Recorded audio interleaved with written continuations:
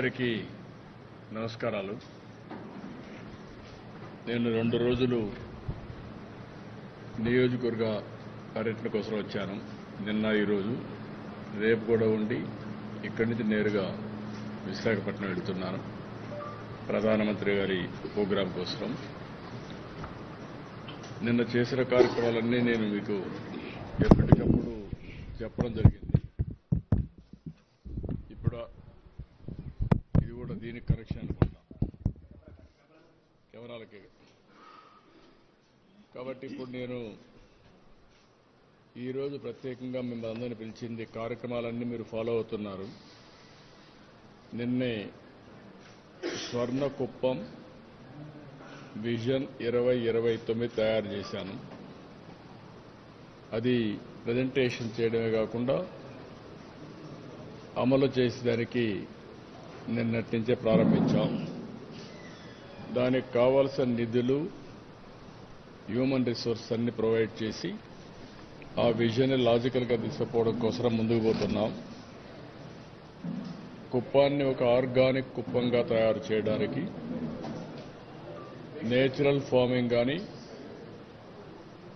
ఇంకో పక్కన తమ్ముళ్ళు వినాలి, మీరు కూడా డిసిప్లిన్గా ఉండాలి.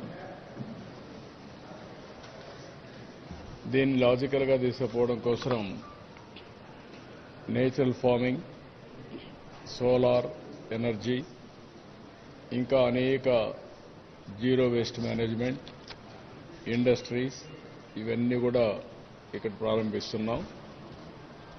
రాష్ట్రం అంతా పెద్ద ఎత్తున ఈ కార్యక్రమాలు చేస్తూనే ఈ నియోజకవర్గాన్ని కూడా ఒక మోడల్ నియోజకవర్గంగా తయారు చేయడానికి ఏమేం చేయాలనో అవన్నీ వర్కౌట్ చేశాం.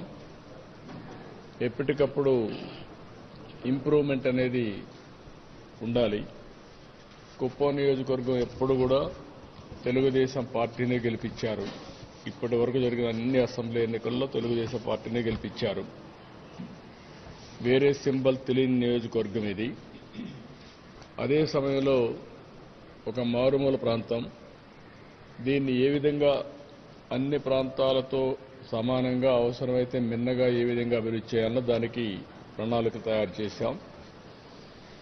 ఈరోజు ఇక్కడ మీకు ప్రజెంటేషన్ చేసింది కానీ, ఇక్కడ చూపించింది కానీ మీరు గుర్తుపెట్టుకోవాల్సింది, ఇది జననాయకుడు అనే పేరుతో ఒక ప్రత్యేకమైన కార్యక్రమానికి శ్రీకారం చుట్టాం. ఎవరైనా సరే ఇక్కడికి వచ్చి నేరుగా చెప్పుకున్నా, వాట్సాప్ గ్రూపుల్లో నేరుగా సెల్ ఫోన్లో మెసేజ్ ఇచ్చినా,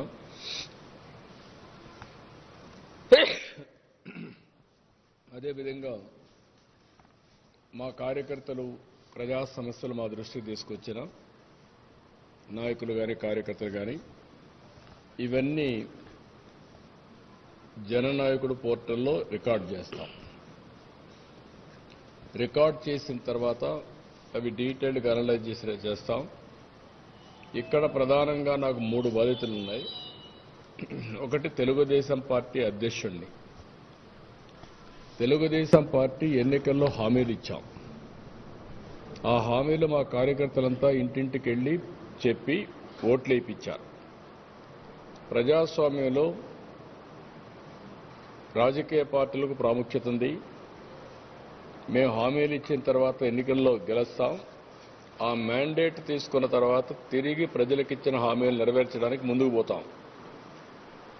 ఇందులో కార్యకర్తలు అనేవాళ్ళు ప్రజాస్వామ్యంలో చాలా కీలకంగా ఉంటారు. దేశ స్థాయిలో కానీ, రాష్ట్ర స్థాయిలో కానీ, ఎక్కడ కానీ. ఇప్పుడు అలాంటప్పుడు అనేక హామీలు వాళ్ళు ప్రజలకు ఇచ్చారు. ఒక ల్యాండ్ ఇష్యూ కావచ్చు, ఒక పెన్షన్ ఇష్యూ కావచ్చు, ఇంకో సమస్య కావచ్చు, అవన్నీ కూడా హామీలు ఇచ్చి తద్వారా అధికారంలోకి వచ్చాం. అదే మాదిరిగా నేను ఎమ్మెల్యేగా ఉన్నప్పుడు నాకు ఒక ప్రత్యేకమైన బాధ్యత ఈ నియోజకవర్గం పైన ఉంటుంది. నేను కాన్స్టిట్యున్సీని నర్చర్ చేయాలి. 8వ నేను నిలబడడానికి గెలిపించారు. కంటిన్యూగా 8 సార్లు గెలిపించారు. అలాంటప్పుడు ఈ కాన్స్టిట్యున్సీకి నేను చేయాల్సిన బాధ్యత నా మీద ఉంటుంది. అది ఒక పక్కన. 3వది, నేను ముఖ్యమంత్రిని. ముఖ్యమంత్రి అయినప్పుడు ఎక్స్పెక్టేషన్ కూడా ఎక్కువ ఉంటాయి. ఏవైతే ప్రభుత్వ పాలసీల ద్వారా మేము ఇచ్చిన హామీలు నెరవేర్చుకుంటూ తద్వారా ప్రజలకు న్యాయం చేయాల్సిన బాధ్యత, ఒక గుడ్ గవర్నెన్స్ ఇవ్వాల్సిన బాధ్యత నా పైన ఉంటుంది.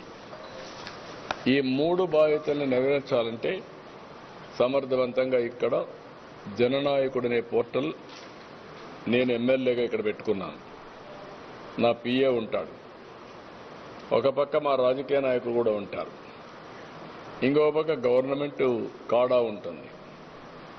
ఏవైతే జెన్యున్ ప్రాబ్లమ్స్ అన్ని పరిష్కారం చేయడానికి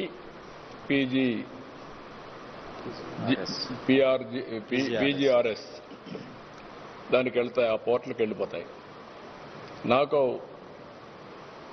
రియల్ టైం గవర్నెన్స్కి ఇంటిగ్రేట్ అవుతుంది. అందరికీ స్టాండర్డ్స్ ఫిక్స్ చేస్తున్నాం. ఏ అర్జీ వచ్చినా ఎన్ని రోజుల్లో పరిష్కారం చేయాలని, ఫైనాన్షియల్, నాన్ ఫైనాన్షియల్. ఫైనాన్షియల్ అయితే ఈ టైం, ఒకవేళ రిసోర్సెస్ లేకపోతే ఏ విధంగా చేయాలని ఆలోచించుకుంటా ప్రాధాన్యత క్రమంలో.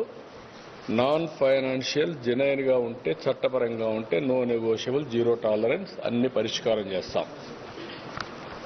ఈ సందర్భంలో ఇక్కడికి వచ్చింది ఏంటంటే ఇవన్నీ కూడా రికార్డ్ చేసిన తర్వాత ఇవి నేరుగా గవర్నమెంట్ సమస్యలన్నీ పీజీఆర్ఎస్కి వెళ్తాయి. నేను ఎమ్మెల్యేగా చేయవలసిన బాధ్యతలుంటే నాకు వస్తాయి. ఏదైనా చిన్న చిన్న ఇష్యూస్, కోఆర్డినేషను, లేకుంటే కొంత హెల్ప్ అవన్నీ ఉంటే వ్యక్తిగతంగా చేసే పనులు నాకు వస్తాయి. మూడోది, పార్టీ అధ్యక్షుడిగా రావాల్సిన పార్టీ వాళ్ళు సరిగా లేరు అవి కానీ రిపోర్ట్ చేస్తే అవన్నీ పార్టీ అధ్యక్షుడిగా మళ్ళా వస్తాయి. ఇది కోఆర్డినేట్ చేసుకుంటున్నాం. అందుకే ఇది ఒక వినూత్నమైన ప్రయోగం టెక్నాలజీలో. ఒక అతను ఒక అర్జీ ఇస్తే ఆ అర్జీ తీసుకున్న తర్వాత ఒక రిక్వెస్ట్ కావచ్చు, ఒక అర్జీ కావచ్చు, ఒక పిటిషన్ కావచ్చు, ఏదైనా ఒక నిర్దిష్టమైన సమయంలో ఆ సమస్య పరిష్కారం చేసి మళ్ళీ అతనికి ఇన్ఫార్మ్ చేయడం. ఎవరికి ఏ సమస్య ఉన్నా చెప్పుకోవచ్చు. సాధ్య అసాధ్యాలు అధ్యయనం చేసుకుంటాం. చేయలేకపోతే ఎందుకు చేయలేకపోయాం కూడా చెప్తాం. చేయగలిగిన పనులు మానవతా దృక్పథంతో ఎన్ని చేయగలిగితే అన్ని సమస్యలు పరిష్కారం చేస్తాం. ఇప్పుడు పార్టీ ఉంది, మాకు ఇక్కడనే 1,15,000 18,000 మంది మెంబర్లు అయ్యారు. మేము యాక్సిడెంట్ అయితే చనిపోతే వాళ్లకు 5 లక్షల రూపాయలు యాక్సిడెంట్ ఇన్సూరెన్స్ ఇస్తున్నాం, వెల్ఫేర్ ఇస్తున్నాం. ఇంకో పక్క హెల్త్ కానీ లేకపోతే ఎడ్యుకేషన్ కానీ హెల్ప్ చేస్తున్నాం. అలాంటివన్నీ పార్టీ చూస్తుంది. గవర్నమెంట్లో ఏవైతే వస్తాయో గ్రీవెన్స్ అన్నీ కానీ, ఫైనాన్షియల్ అసిస్టెన్స్ కానీ, సీఎం రిలీఫ్ కానీ, ఇవన్నీ గవర్నమెంట్లో చూస్తాం. ఎవరికైనా నేను వ్యక్తిగతంగా హెల్ప్ చేయాలి, పార్టీకి బాగా పనిచేశారు అనుకున్నప్పుడు నేను వాళ్ళకి ఆర్థిక సహాయం చేయాలన్నా ఇంకోటి చేయాలన్నా అవి ప్రత్యేకంగా నేను చేస్తాను యాజ్ ఎమ్మెల్యే. ఇవన్నీ కూడా క్రోడీకరించుకొని చేయడం కోసం జననాయకుడు పోర్టల్ తీసుకొచ్చాం. టెక్నాలజీ అనేది చాలా ఎఫెక్టివ్గా ఉంటుంది. ఏ సమస్య కూడా కాగితం ఒకసారి రికార్డ్ చేసిన తర్వాత అది అయినాక మళ్ళీ కన్సర్న్ పిటిషన్ ఇచ్చిన వారికి చెప్పి నీది క్లోజ్ చేశాం, నీ సమస్య పరిష్కారం చేశామని కూడా చెప్తాం. అది కూడా మా నాయకుల ద్వారానే మళ్ళీ అది కూడా చెప్తాం. ఎందుకంటే రేపు మళ్ళీ ఆ ఊరికి పోయేది ఈయనే, ఓటు అడిగేది ఈయనే అడుగుతాడు. కాబట్టి మా నాయకుడి దగ్గరే చెప్తాం. అతను వాళ్ళకి చెప్పి ఈ సమస్య ఇచ్చారు మన ఎమ్మెల్యే గారికి, ఆయన ఈ సమస్య పరిష్కారం చేశారు, మళ్ళీ వాళ్ళకి ఇన్ఫర్మేషన్ ఇస్తారు. ఇది ఒక లూప్ కింద తీసుకున్నాం. మళ్ళీ దీనికి ఒక పగడ్బందీగా మీరు చూస్తే ఫస్ట్ మాకు రిసెప్షన్ ఉంది. ఇక్కడికి వచ్చినప్పుడు ఎంగేజ్మెంట్ కౌంటర్స్ ఒక 5 పెట్టుకున్నాం. ఇంకొక పక్కన ఇక్కడికి వచ్చినప్పుడు ఎంగేజ్మెంట్ ప్రాసెస్ టీమ్ ఒకటి ఉంటుంది. ఎప్పటికప్పుడు అనలైజ్ చేసుకొని దీనికి ఒక మేనేజర్ని పెట్టాం. ఒక 5 మంది ఇవన్నీ ఏ విధంగా జరిగాయో మళ్ళా పబ్లిక్ ఒపీనియన్ తెప్పించుకోవడానికి కొంతమందిని ఒక టీంని పెట్టుకున్నాం. త్రూ ఐవీఆర్ఎస్ కానీ డైరెక్ట్గా ఫోన్ చేయడం కానీ ఇవన్నీ చేసి మళ్ళా ఇన్ఫర్మేషన్ తెప్పించుకుంటాం. ఏదో టెక్నికల్గా సమస్యను పరిష్కారం చేయాలి కాబట్టి ఈ డెస్క్ నుంచి ఇంకో డెస్క్ పంపిస్తే లాభం లేదు. జెన్యున్గా సమస్య పరిష్కారం కావాలి. ఆ జెన్యున్గా సమస్య పరిష్కారం చేయకపోతే మళ్ళీ రీఓపెన్ చేస్తాం. అది సమస్యను పరిష్కారం. కొంతమంది ఎక్కువ ఎక్స్పెక్టేషన్స్ పెట్టుకుంటారు. ఇప్పుడు ఒక ఉదాహరణకు మనకు హాస్పిటల్ ఉంది, హాస్పిటల్లో చిన్న చిన్న ట్రీట్మెంట్ అవుతాయి. కొంతమందికి ఎక్కడికో వెళ్ళిపోయి 20 లక్షలు 50 లక్షలు 80 లక్షలు ఒక్కొక్కరికి ఇమ్మంటే సస్టైనబుల్ మోడల్ కాదు. వాళ్ళకి హెల్ప్ చేయాలి, చేస్తాం. కానీ ఇక్కడుండే ప్రత్యామ్నాయాలు ఏమున్నాయి ఇవన్నీ చేసుకుంటూనే వాళ్ళకి ఇన్విటబుల్ సిచ్యువేషన్ ఇచ్చినప్పుడు ఏ విధంగా చేయాలో వాళ్ళకు కూడా చేస్తూ హెల్ప్ చేస్తాం. కొంతమంది నాకు డబ్బులు ఇవ్వండి, ఆర్థిక సహాయం చేయమని కోరతారు. కానీ జెన్యూన్గా ఏదైనా ఉంటే కాస్త కోస్త హెల్ప్ చేస్తాం. కానీ అబ్నార్మల్గా అడిగితే మనం చేయలేము. అలాంటి కొన్ని పెద్ద ప్రాజెక్టులు అడుగుతూ ఉంటారు, లేదంటే పెద్ద విషయాలు చెప్తూ ఉంటారు. అవన్నీ సాధ్యం కాని పనులు. అవన్నీ కూడా మా వాళ్ళు ఎడ్యుకేట్ చేస్తారు. ఈవెన్ రైల్వే టికెట్స్ దగ్గర నుంచి బస్ టికెట్స్ దగ్గర నుంచి అన్నీ ఆన్లైన్లో ఉన్నాయి. అవి కూడా మేము కోఆర్డినేట్ చేస్తాం. ప్రతి ఒక్క కుటుంబం మంచి చెడులు అన్నీ చూసుకోవడం ఒక యాంగిల్, వాళ్ళందరితో సత్సంబంధాలు పెట్టుకోవడం. బర్త్డే రోజున నా ఆఫీస్ నుంచి ఒక గ్రీటింగ్ పంపించడం, వాళ్ళ ఇంట్లో ఏదైనా కష్టం వస్తే చనిపోతే ఒక 10,000 రూపాయలు మట్టి ఖర్చుకు ఇవ్వడం, ఇలాంటి మేము ఎప్పటి నుంచో ఒక సాంప్రదాయాలని పాటిస్తున్నాం. అవన్నీ కంటిన్యూ చేయడానికి ఈ ఆఫీస్ చేస్తూ ఉంటుంది. సో ఇది ఒక వినూత్నమైన ప్రయోగం టెక్నాలజీ అనేది.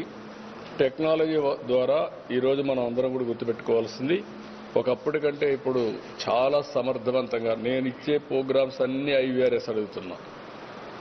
రేషన్ వచ్చింది, కార్డు హోల్డర్స్ అడుగుతున్నా. పెన్షన్ ఉంది, ఎక్కడికి ఆ రోజు ఒక్క రోజులో పెన్షన్స్ అన్నీ ఇస్తున్నాం. పెన్షన్ ఇచ్చేటప్పుడు ఆ ఫోన్కి ఎవరైతే డిస్ట్రిబ్యూట్ చేస్తారో వాళ్ళకి జియో ట్యాగింగ్ చేస్తాం. ఎక్కడి నుంచి డిస్ట్రిబ్యూట్ చేశాడో ఆన్లైన్లో మాకు రికార్డు వస్తుంది. 300 ఒక ఇంటికి ఆ పక్క ఈ పక్క ఇస్తే పర్లేదు, కానీ ఎక్కడో కూర్చొని ఇస్తే మాత్రం కరెక్ట్ కాదు. అప్పుడే అతనికి వార్నింగ్ ఇస్తాం, నువ్వు తప్పు చేస్తున్నావు, నువ్వు ఎక్కడో ఉన్నావని. ఒకవేళ అది కూడా వినకపోతే ఎంక్వైరీ చేసి యాక్షన్ తీసుకుంటాం. ఆ తర్వాత IVRS మెసేజ్ వెళ్తుంది. ఆ మెసేజ్ విన్న తర్వాత అతనికి ఉండే కష్టాలు చెప్తారు. అప్పటికి కూడా వాళ్ళకి డిస్సాటిస్ఫాక్షన్ ఉంటే ఎందుకు ఉంది కూడా అనలైజ్ చేస్తాం. కొంతమంది రాజకీయంగా చెప్తా ఉంటారు, వాళ్లకు మనం పెన్షన్ తీసుకున్నా ఏది ఇచ్చినా కరెక్ట్గా చేసినా వాళ్ళు తప్పుగానే వినపడొస్తుంది. అది కరుడు కట్టినటువంటి కొంతమంది వైఎస్ఆర్ కాంగ్రెస్ కార్యకర్తలు నాయకులు ఉంటారు. అవి కూడా అనలైజ్ చేసుకుంటాం. అంటే మా ఉద్దేశం ఎక్కడా మిస్లీడ్ కాకుండా ప్రజలకు న్యాయం చేయడానికి, అదే సమయంలో ఎవ్వరికి ఇబ్బంది లేనటువంటి సుపరిపాలన ఇవ్వడానికి. ఒక పక్క మా దగ్గర ప్యాడీ ప్రొక్యూర్మెంట్ ఉంది. ఇక్కడ ఏ పార్టీ అని వివక్ష చూపేయం. అది కూడా చాలా సిస్టమేటిక్గా ప్రొక్యూర్మెంట్కి వస్తే నేరుగా రైతు భరోసా కేంద్రం నుంచి టైం ఇవ్వడం, వాళ్ళు శాంపుల్ తేవడం, టెస్ట్ చేయడం, అక్కడి నుంచి ప్రొక్యూర్ చేయడం, రైస్ మిల్ పంపేయడం, ఇవన్నీ కూడా అక్కడ తేమ శాతం ఇవన్నీ చేసుకొని చేస్తారు. ఎప్పుడైతే రైస్ మిల్లుకి రైస్ వెళ్తానే అకౌంట్ వాళ్ళు హ్యాండ్ ఓవర్ చేసుకుంటే మాకు ఒక ఐడియా వచ్చేస్తుంది, ఎన్ని బస్తాలు ఇచ్చాడు, ఎన్ని టన్నులు ఇచ్చాడని. నెక్స్ట్ 1 అవర్ 2 అవర్స్ ఆ రోజే 48 అవర్స్ అన్నా ముందుగానే ఇచ్చేస్తున్నాం. వాళ్ళ బ్యాంకుకు అకౌంట్లో డీబీటీ వెళ్ళిపోతుంది, డైరెక్ట్ బెనిఫిట్ ట్రాన్స్ఫర్ స్కీమ్ వెళ్ళిపోతుంది. దీనివల్ల వాళ్ళకి ఎక్కడా ఇబ్బంది ఉండదు. ఇది చేసినప్పుడు కూడా టెక్నాలజీ కూడా చెక్ చేసుకుంటున్నాం, ఆడిట్ చేసుకుంటున్నాం, మళ్ళా IVRS తీసుకుంటున్నాం. అంటే డబల్ షూర్, ఎక్కడ చిన్న మిస్యూజ్ కాకుండా ఎవ్వరు కూడా అజాగ్రత్తగా ఉండకుండా ఎన్ని జాగ్రత్తలు తీసుకోవాలి అన్ని జాగ్రత్తలు తీసుకుంటున్నాం. ఇప్పుడు కూడా దీంట్లో కూడా ఒక 5-10% మమ్మల్ని మిస్లీడ్ చేయాలని ప్రయత్నం చేస్తే అది కూడా అధ్యయనం చేసుకొని ఓకే వీళ్ళు ఇంతేని వదిలేస్తాం. ఒకవేళ నిజంగానే ప్రాబ్లం ఉంది, మొన్న నేను చూశాను, గోనె సంచుల్లో రంధ్రాలు ఉన్నాయని చెప్పారు. నేను ఫీల్డ్కి వెళ్ళినప్పుడు నేను చాలా స్పష్టంగా ఎగ్జామిన్ చేశాను. అక్కడ గోనె సంచుల్లో రంధ్రాలు ఉన్నాయంటే ఆ కన్సర్న్ రైస్ మిల్ ఎవరైతే వాళ్ళు డ్యూటీ చేయాలో వాళ్ళు ఫెయిల్ అయ్యారు. రైస్ మిల్లర్ డ్యూటీ ఏంటి? గోనె సంచులు బాగుండే సంచులు ఇవ్వాలి. ఆయన తక్కువ ఇస్తే తీసుకోడు. గోనె సంచులకు రంధ్రాలు ఉంటే ఏమవుతుంది? దారంతా కారుకుంటూ వస్తాయి, లీకేజెస్ అవుతాయి. అది ఎవరి డబ్బులు? అది రైతు డబ్బులు. ఇలాంటి కొన్ని ఫీడ్బ్యాక్లు పర్ఫెక్ట్గా వస్తున్నాయి. నేను అందుకే ప్రజలందరినీ కోరుతున్నా. నేను 5 సంవత్సరాలు తెలుగుదేశం పార్టీలో అనేక సర్వేలు చేశాను. నేను ఎప్పటికప్పుడు అవర్స్ టుగెదర్ కూర్చొని అధ్యయనం చేశాను. అందుకే రైట్ పర్సన్కి రైట్ పొజిషన్లో పెట్టడానికి ఇంకా ప్రయత్నం చేస్తూనే ఉన్న, సిస్టాన్ని ఇంప్రూవ్ చేసుకుంటూ ప్రయత్నం చేస్తున్నాను. అదే సమయంలో ఇప్పుడు గవర్నమెంట్లో కూడా ఆర్టీజీఎస్ తరఫున టెక్నాలజీ అంతా కూడా ఇచ్చేసి వేరియస్ సర్వీసే కాకుండా ఫీడ్బ్యాక్ తీసుకొని మెరుగైన సేవలు ఒక సుపరిపాలన ద్వారా ఏ విధంగా అందించాలో అన్ని అందిస్తాం. ఈరోజు మీరు చూస్తున్నారు, ల్యాండ్ ఇష్యూస్ ఎక్కడెక్కడి నుంచో వచ్చేసారు. 5 సంవత్సరాల పెండింగ్ ఉండే ఇష్యూస్ చూస్తూ ఉంటే కొన్ని వేల మంది వచ్చేస్తున్నారు ఎక్కడికి పోయినా. అంటే దీన్ని పరిష్కారం చేయాలి. 22A కింద ఓపెన్ అప్ చేశారు, కబ్జాలు చేశారు, రికార్డులు మార్చారు, రాజకీయ వివక్ష చూపించారు. అన్నీ కలిసి చాలా గందరగోళమైన పరిస్థితి వచ్చింది. ఇది నాకు ఒక 4-5 నెలలు పడుతుంది. రెవెన్యూ సదస్సులు అయిపోతున్నాయి, రికార్డు ఎస్టాబ్లిష్ చేస్తున్నాం, సర్వేలు చేశారు, సర్వేల్లో మళ్ళా తప్పులు చేశారు, మళ్ళా రీసర్వే చేయాలి.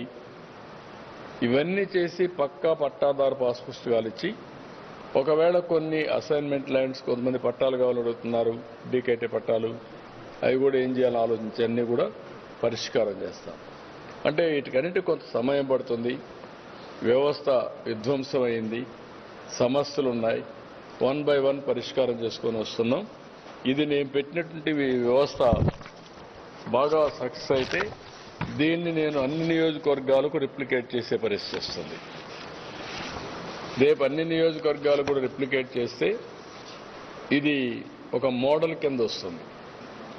ఒక ఎమ్మెల్యే, ఒక ఎంపీ ఒక బాధ్యత తీసుకొని ప్రజా సమస్యల్ని ఏ విధంగా పరిష్కారం చేయగలుగుతారు, సుపరిపాలనకు ఏ విధంగా నాంది పలుకుతారు, ప్రజలకు ఎట్లా అందుబాటులో ఉంటారు, ఆయన లేకపోయినా వాళ్ళ ఆఫీస్ ఏ విధంగా సమర్థవంతంగా వాళ్ళ సమస్యల్ని ఎప్పటికప్పుడు పరిష్కారం చేస్తారనే దానికి ఇవన్నీ పెడుతున్నాం.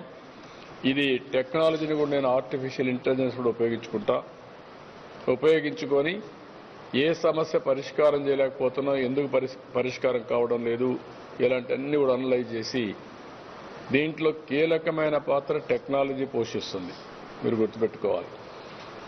ఎప్పటికప్పుడు అధ్యయనం చేయడం కానీ, మళ్ళా ఫీడ్బ్యాక్ తిప్పడం కానీ, ఆ సైకిల్ని మళ్ళా ఇది చేయడం కానీ, మళ్ళా చాలా ఆఫీసుల్లో మనం చూస్తే ఒక పిటిషన్ వస్తుంది, నేను స్టాండర్డ్స్ పెడతాను, వారం లోపల క్లియర్ చేయాలని. వాళ్ళు ఏం చేస్తారు, వారం లోపల క్లియర్ చేయరు కాబట్టి ఫైల్ నేను ఇక్కడి నుంచి నా బాధ్యత నేను నెరవేర్చకుండా నేను ఎంఆర్ఓ ఆర్డీఓ పంపిస్తాడు, ఆర్డీఓ డిఆర్ఓ పంపిస్తాడు, డిఆర్ఓ జాయింట్ కలెక్టర్ పంపిస్తాడు. అంటే నా పని అయిపోయిందని. వాళ్ళ పని అయిపోలేదు, మన బాధ్యత తీరలేదు, కానీ ఫైల్ మాత్రం వీడు తప్పించుకోవడానికి పంపించేస్తారు. ఓసారి డిస్పోజల్ అని రాసేస్తాడు. What is the disposal? Transfer is not the disposal. అందుకే నేను చెప్పాను ఆకస్మిక తనిఖీలు కూడా వస్తానని. నేను రాబోయే రోజుల్లో ఆఫీసులకు వస్తాను, అధ్యయనం చేస్తా. మార్నింగ్ మీరు వస్తానని చూశారు. మా ఆఫీస్ ప్రాసెస్ అంతా రిసెప్షన్లో చూశాను, ఈ డెస్కుల్లో చూశాను, మా టీమును చూశాను, సమస్యలను అధ్యయనం చేశాను, ఆ సమస్యలు వీళ్ళు అర్థం చేసుకున్న విధానాన్ని అధ్యయనం చేశాను, ఆ సమస్యకు రైట్ పరిష్కారం ఇస్తున్నారా లేదా కూడా అధ్యయనం చేశాను. సో అవన్నీ చేసి దీన్ని రాబోయే రోజుల్లో ఇంకా కూడా పర్ఫెక్ట్గా చేయాల్సిన అవసరం ఉంది. వన్స్ ఇది పర్ఫెక్ట్ అయితే, ప్రాసెస్ కానీ పర్ఫెక్ట్ అయ్యి అవుట్కమ్ కరెక్ట్గా వస్తే nothing like this. That is the exercise I'm doing now. So అందుకనే మీకు జననాయకుడు అంటే ఏంటి అనేది మీకు ఐడియా ఉండాలి, ఏం చేస్తుందో కూడా మీకు ఐడియా ఉండాలి. ఎవ్రీ ఇష్యూ, ఎవరికి ఏ సమస్య వచ్చినా ఇక్కడికి పంపిస్తే జెన్యూన్గా ఉండేటివి, న్యాయసమ్మతమైనటివి, చట్టపరంగా ఉండే అన్ని సమస్యలను పరిష్కారం చేస్తాం. That is the message I want to give all of you.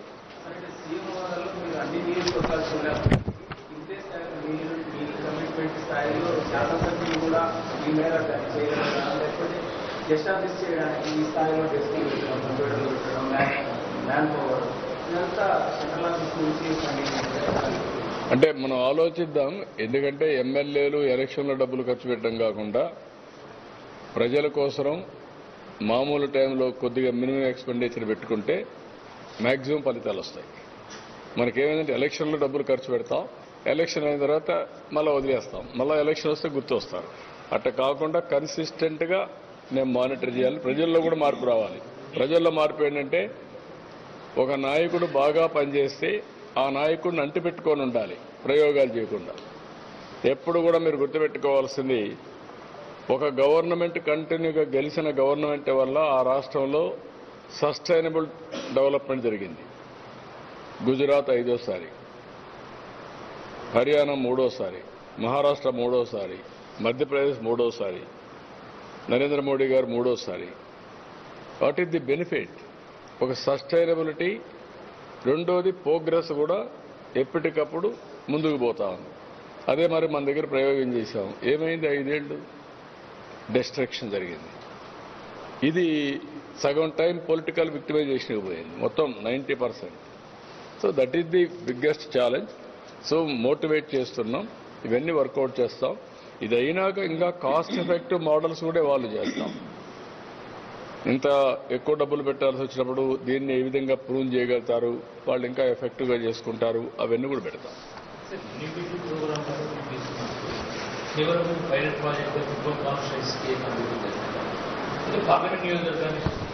నేను పార్లమెంట్ నియోజకవర్గానికి కూడా ఎంపీకి కూడా చెప్పాను అనుసంధానం చేసుకోమని. ఆయన కూడా వర్కౌట్ చేస్తున్నాడు. పార్లమెంటుకు చేస్తాం. 7 సెగ్మెంట్స్ కూడా వాళ్ళ ముందుకు వస్తే వాళ్ళు కూడా మాట్లాడి ముందు ఎక్కడ దగ్గర స్టెబిలైజ్ కావాలి, ప్రాసెస్ కూడా ఎస్టాబ్లిష్ కావాలి. ముందే పెట్టామనుకోండి అందరూ కన్ఫ్యూజన్లో ఇచ్చేసి రేపు రాబోయే సక్సెస్ కాదని చెప్పి వాళ్ళే కార్డు పడేస్తారు. I want to produce a model, successful model, then others can replicate. అందరూ దాన్ని అమలు చేసుకుంటారు. అడాప్షన్. చాలా వరకు సార్ ఈ కార్యక్రమం ఇన్నోవేటివ్గా ఉంది. ప్రభుత్వ కార్యక్రమాలు చాలా ఉంటాయి సార్, అవి కూడా సెంట్రలైజ్ చేసి చాలా వరకు పబ్లిక్ తెలియకపోవచ్చు. అది కూడా మోటివేట్ చేసి ఎడ్యుకేట్ చేయడం వరకు సక్సెస్ అది కూడా చేస్తాం. అంటే ఇప్పుడు అల్టిమేట్గా it is a political governance. ఇంకొక ప్రాబ్లం కూడా ఉంది. ఒక నాయకుడు పార్టీ అధ్యక్షుడిగా ఉండి ముఖ్యమంత్రి అవుతాడు. అదే సమయంలో పార్టీ అధ్యక్షుడిగా ఉంటే చాలా మంది పనిచేస్తారు. ఇప్పుడు 2 బాధ్యతలు వచ్చిన తర్వాత పార్టీ వాళ్ళు తప్పు చేసినా, ప్రభుత్వంలో తప్పు చేసినా ఆ తప్పు ఆ నాయకుడికి, ఆ పార్టీకి వస్తుంది. That is beauty. ఎంఆర్ఓ తప్పు చేసినా ఆ తప్పు నాకే వస్తుంది. అరే ఈయన కోటేసాం, గట్టిగా చేస్తారనుకున్నాం, ఫర్మ్గా ఉంటాడనుకున్నాం, ఏంటి ఈయన కంట్రోల్ చేయలేకపోతున్నాడు అని అంటారు. కార్యకర్త సరిగ్గా ప్రవర్తించకు, చూసారా ఈ కార్యకర్తను కంట్రోల్ చేయలేదు, వదిలిపెట్టాడు ఊరి మీద అని మళ్ళీ అంటారు. ఈ 2 బ్యాలెన్స్ చేసుకొని పరిపాలన చేయాలి.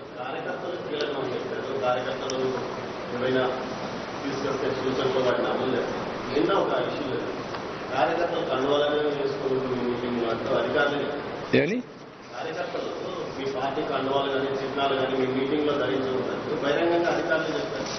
That is none of their duty. అలాంటి వాళ్ళు ఉంటే చాలా ఫర్మ్గా ఉంటాం. వాళ్ళొక తెలుగుదేశం పార్టీ కానీ వాళ్ళొక ఈరోజు తెలుగుదేశం పార్టీ అధికారంలో ఉన్నప్పుడు అధికారం చెప్తే అలాంటి అధికారులు డెఫినెట్గా ఫర్మ్గా ఉంటా, చాలా సీరియస్గా ఉంటుంది. వాళ్ళు గుర్తుపెట్టుకోవాలి. It is a political governance అని పదే పదే చెప్తున్నాను నేను. ఈరోజు మీరందరూ ఉన్నారా? లాస్ట్ టైం మా కార్యకర్తలు ఇంటింటికి పోయి సూపర్ 6 కార్యక్రమాలు చెప్పారా లేదా? నమ్మించారా లేదా? ఓట్లేస్తే వచ్చామా లేదా? వచ్చేనాక నేను ముఖ్యమంత్రి అయ్యాను. ముఖ్యమంత్రి అవుతానని ట్రాన్స్ఫర్ చేసి సిఎస్ను కూడా ట్రాన్స్ఫర్ చేసే అధికారం నాకు ఉందా లేదా? మరి దట్ ఈస్ ది డెమోక్రసీని అర్థం చేసుకోవాలి. ఆఫీసర్లు కూడా తప్పు చేయకూడదు.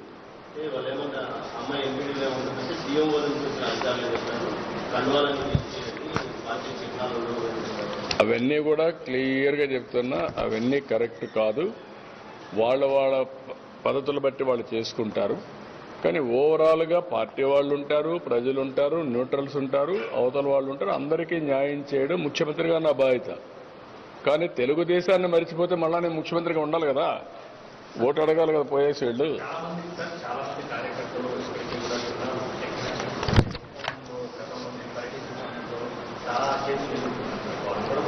ఉన్నాయి, చాలా కేసులు ఉన్నాయి. ఒక్కడే కాదు, రాష్ట్రం అంతా ఉన్నాయి. మామూలు కేసులు పెట్టలేదు. ఇది అంటే ఒక అరాచక పాలనకి పరాకాష్ఠది. సరే నాకు జరిగిందని కాదు నేను చెప్పడం.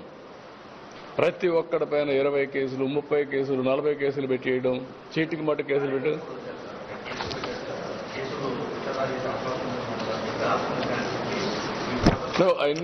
అన్నీ ఉన్నాయి. చట్టపరంగా ఏమేమి ఉన్నాయో అవన్నీ చేస్తాం. ఇప్పుడు మీ మీద ప్రెస్ వాళ్ళ పైన పెట్టారు, నేను అధ్యయనం చేస్తున్నా. ప్రెస్ వాళ్ళ పైన పెట్టిన కేసులన్నీ కూడా ఒక జీవోని ఇష్యూ చేసి తీసేస్తాం. 5 ఏళ్లలో ఎక్కడ ప్రెస్ వాళ్ళ పైన పెట్టినా ఆ కేసులను రద్దు చేస్తాం. ఇది undemocratic. Even there are supreme court decisions also. రాజకీయ కక్షతో ప్రెస్ వాళ్ళ పైన కేసులు పెట్టడం ఏంటి? ఎవరు నేర్పించారు మీకు ఇవన్నీ? మీకు ఏది లేకపోయినా కేసులు పెట్టారు. అవన్నీ కూడా తీసేస్తానని చెప్పాను. ఒక ఆర్డర్ ఇస్తాం, తీసేస్తాం. అట్లా కుప్పంలో ఆక్సిజన్ ప్లాంట్లు 2 పనిచేయడం లేదు. దాంతో కాకుండా ₹1 కోటి విలువ చేసి ఆధునిక పరికరాలు పనిచేయడం లేదు, మూలలు పడ్డాయి. ఓకే, అవన్నీ కూడా ఏం చేయాలని వర్కౌట్ చేస్తాం. అంటే నేను ఉన్నప్పుడు ఏం చేశామంటే ఒక సిస్టమ్ పెట్టాను. ఎక్విప్మెంట్ అంతా కూడా రిపేర్ చేయడం అవుట్ సోర్సింగ్ పెట్టాను.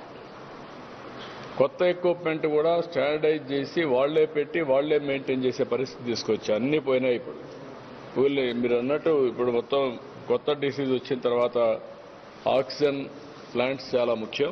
విల్ స్టిల్ ఇమీడియట్ గా will take action. Sub register department లో ఎక్కువ ఎనీవేర్ కింద చేసే రిజిస్ట్రేషన్ వల్లనే భూవివాదాలు ఎక్కువ వస్తున్నాయి. అంటే ఎనీవేర్ కూడా భూ రిజిస్ట్రేషన్లు ఇప్పుడు కాదు, ఇది నేనున్నప్పుడు పెట్టాను. మిస్యూజ్ కాలాలి. రికార్డు తారుమారు చేస్తున్నారు.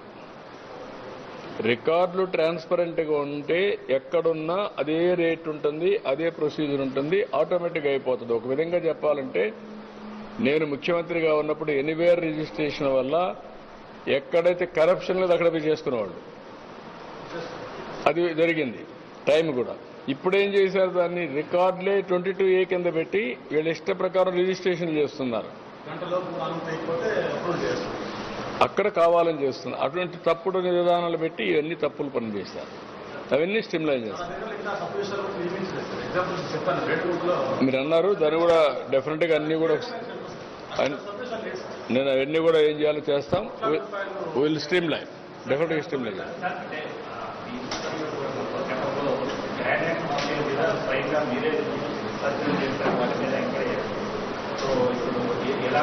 ఉంటాయి, అన్నీ ఉన్నాయి. ఇన్ఫర్మేషన్ కలెక్ట్ చేస్తున్నాం. Will take action.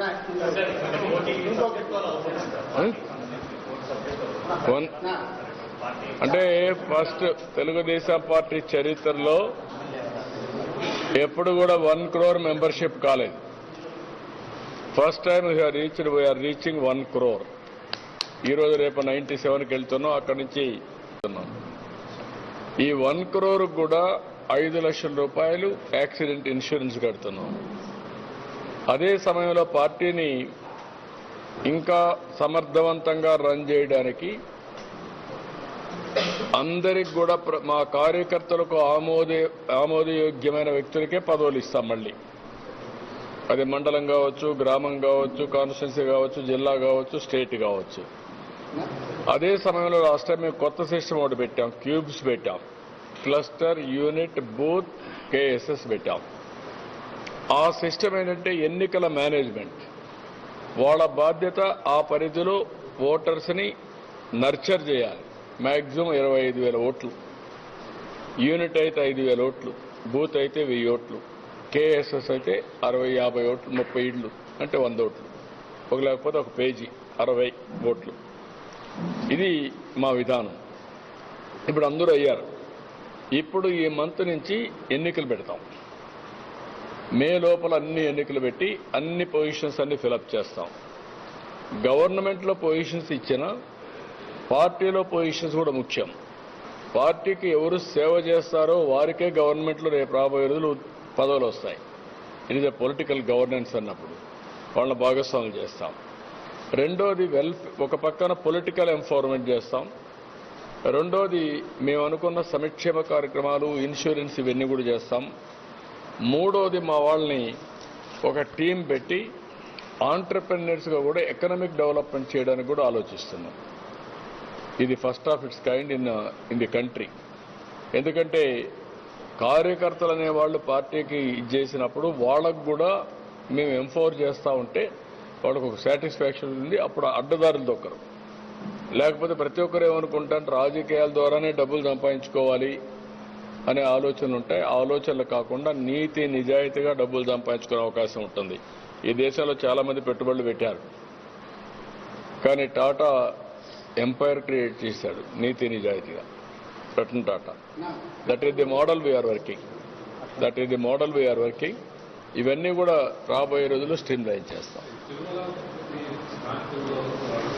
చెప్పుకోవడానికి కూడా ఎటువంటి పరిస్థితి లేదు సార్. ఏ చెప్పినా అధికారులు పట్టించుకోవడం లేదు. అలాగే కార్యకర్తలు చేసిన సమస్యను కూడా పట్టించిన పరిస్థితుల్లో తిరుమల నాయకులు అంటే అధికారులకి ఎమ్మెల్యే చెప్పినా చూసి చూడనట్టు కార్యకర్తలు అయితే చాలా సఫర్ అవుతుంది. ప్రత్యేకించి టీడీపీ కార్యకర్తలు బాగా సఫర్ అవుతుంది. తిరుపతి దేవస్థానంలో ప్రత్యేకంగా.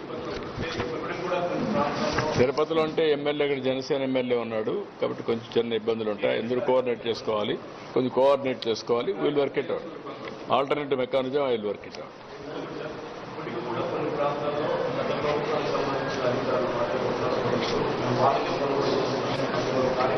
ఉన్నాయి ఇప్పుడు అలాంటి కంప్లైంట్స్ ఉన్నాయి.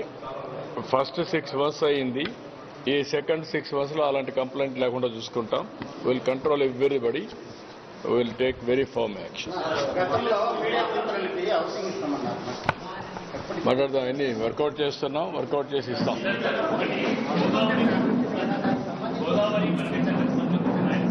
ఇది 1 minute ప్లీజ్.